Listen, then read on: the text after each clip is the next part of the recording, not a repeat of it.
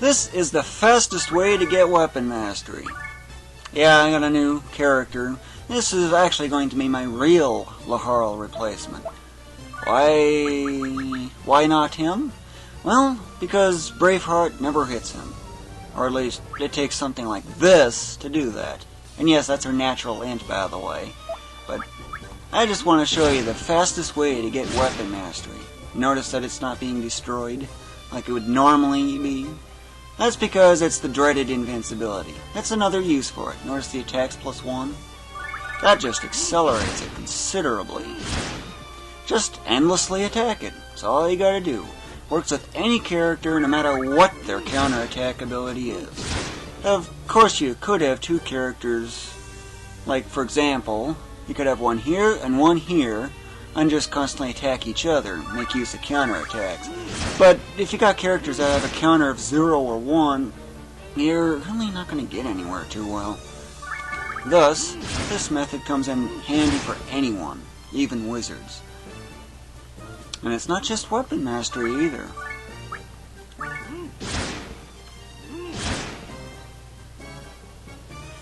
Of course, I'm just getting his finishing touches on. Oh, and by the way, Bug. Notice his HP. Seems like he's got half missing. Little more than half missing. Okay, look at his life bar. That's not half. That's like full, pretty much. Bug. It only happens when you endlessly attack an invincibility pyramid.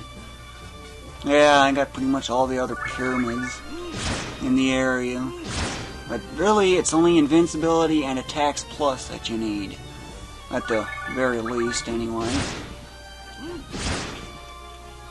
With S Mastery, it typically takes about 1 hour to max out weapon mastery.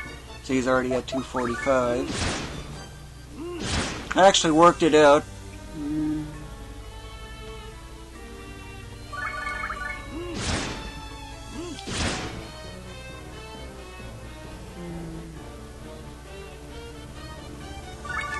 I'm trying to figure out the math here. It's about 45.6 is the how much weapon mastery I got for him within only a 10-minute span. 45.6, that's pretty impressive when you think about it. Yep. Every 10 hits he gets 3 on weapon mastery. That's of course if you have a 1900 arms master. That is a must when you're doing this.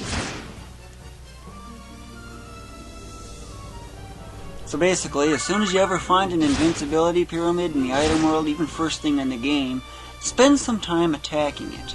Even if you don't have any arms masters, I would strongly recommend doing it. Because weapon mastery is key to power in this game, and then some, followed by specialists.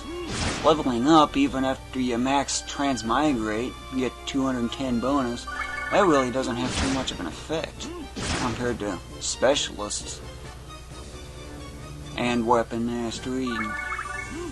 But level does have a considerable role too, especially when it comes to the armor, the 3 accessories or whatever. I'm just trying to get his weapon mastery maxed. It's a divine mage and genius. 75,000 mana, I get that in barely 45 seconds, so it's no big deal for me. He's right on the very edge of maxing out his weapon mastery. 3 or 4 more hits and he would do it. 3 would almost get you there. And that's it right there.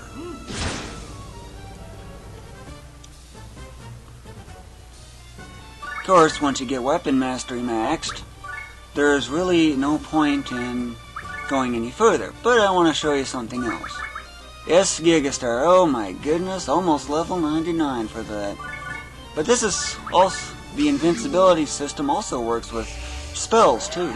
Quick way to get mastery up, and that's how I got her Gigastar up so much. Oh my. That's not her greatest either, that's actually on the low end. Another low one.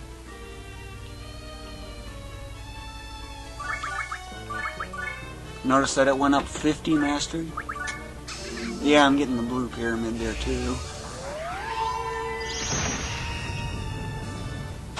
Look at that, 20 million. She doesn't have magic boost. She's not on attack plus. Attacks plus is not the same thing as attack plus. But yeah, this is just how ridiculous my wizard is. That int sure says something.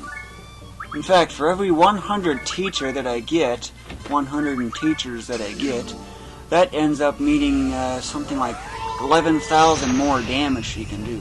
Just 100 teacher. That's it. It's a huge difference. Where does all that come from? Well, the bulk of it is from armor and level bonus. That goes to slightly less than 14x when at the maximum. That is level 9999. Armor provides a 14x bonus. Then of course you have the 10%. Whoa, 21 mil. That's the highest I've seen from her yet. But anyway, you have what is it? Aptitude for her. That's 1.1. And you got matching rarity. That's times 1.3. Then of course you've got skill mastery. That's basically times 3 in this case. Yeah, times 3. For this one anyway.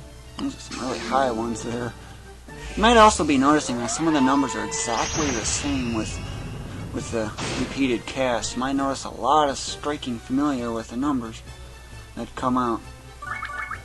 2 more casts and that one should level up.